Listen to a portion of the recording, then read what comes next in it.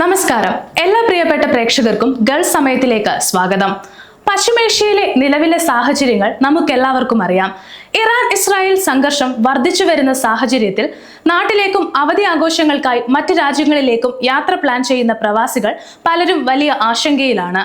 വിമാനങ്ങൾ റദ്ദാക്കപ്പെടുന്നു, റൂട്ടുകൾ മാറ്റുന്നു. ഈ സാഹചര്യത്തിൽ നമ്മൾ ആദ്യം ചിന്തിക്കുക എനിക്ക് ട്രാവൽ ഇൻഷുറൻസ് ഉണ്ടല്ലോ, പേടിക്കേണ്ടതില്ല എന്നായിരിക്കും. വിമാനം റദ്ദാക്കിയാലും എയർപോർട്ടിൽ കുടുങ്ങിയാലും പണം തിരികെ കിട്ടും എന്ന് നിങ്ങൾക്ക് തോന്നുന്നുണ്ടോ? എങ്കിൽ നിങ്ങൾക്ക് തെറ്റി. കാര്യങ്ങൾ നിങ്ങൾ വിചാരിക്കുന്ന പോലെ അത്ര എളുപ്പമല്ല. യുദ്ധം പോലെയുള്ള സാഹചര്യങ്ങളിൽ നിങ്ങളുടെ ട്രാവൽ ഇൻഷുറൻസ് പലപ്പോഴും പ്രയോജനപ്പെടുത്താനാകില്ല എന്നതാണ് വാസ്തവം. എന്തുകൊണ്ടാണ് നിങ്ങളുടെ ഇൻഷുറൻസ് പോളിസി ഈ ഘട്ടത്തിൽ പ്രയോജനപ്പെടുത്താൻ സാധിക്കാത്തത്?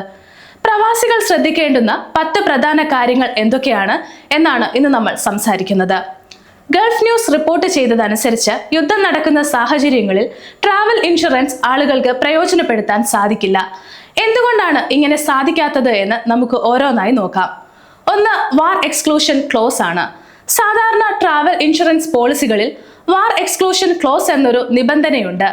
അതായത് ഒരു രാജ്യത്ത് യുദ്ധം പ്രഖ്യാപിച്ചാലോ അല്ലെങ്കിൽ ആഭ്യന്തര കലാപങ്ങൾ ഉണ്ടായാലോ അതുമൂലമുണ്ടാകുന്ന നാശനഷ്ടങ്ങൾക്ക് ഇൻഷുറൻസ് പരിരക്ഷ ലഭിക്കില്ല.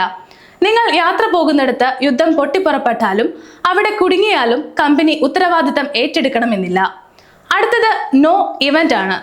നിങ്ങൾ പോളിസി എടുക്കുന്ന സമയത്ത് തന്നെ ആ രാജ്യത്ത് സംഘർഷാവസ്ഥ നിലനിൽക്കുന്നുണ്ടെങ്കിലും പിന്നീട് അത് യുദ്ധമായി മാറിയാലും നിങ്ങൾക്ക് ക്ലെയിം ലഭിക്കില്ല.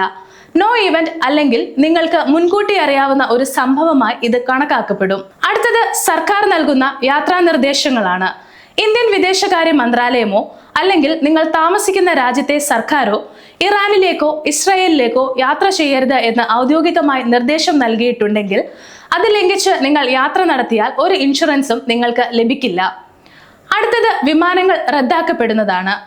യുദ്ധം കാരണം വിമാന കമ്പനികൾ സർവീസ് നിർത്തിവെച്ചാൽ പലപ്പോഴും ഇൻഷുറൻസ് കമ്പനികൾ കൈമലർത്തും. ഇത് ആക്ട് ഓഫ് ഗോഡ് എന്നതിനേക്കാൾ ഉപരി യുദ്ധസമാനമായ സാഹചര്യം എന്ന വിഭാഗത്തിലാണ് വരിക.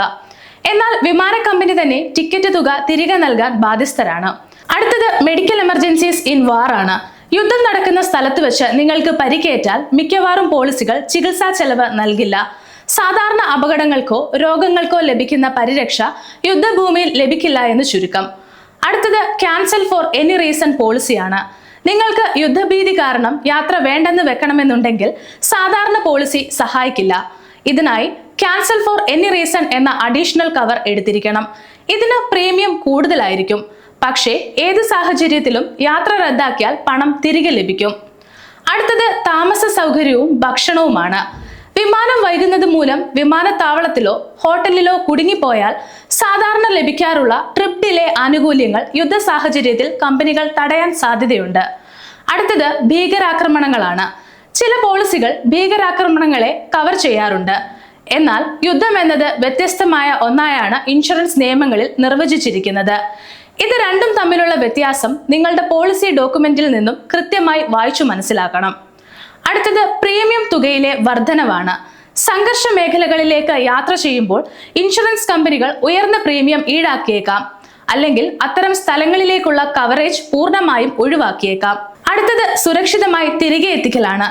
ഒരു അടിയന്തര സാഹചര്യത്തിൽ നിങ്ങളെ സ്വന്തം നാട്ടിലേക്ക് എത്തിക്കാനുള്ള ചെലവ് യുദ്ധസമയത്ത് ഇൻഷുറൻസ് കമ്പനികൾ വഹിക്കണമെന്നില്ല.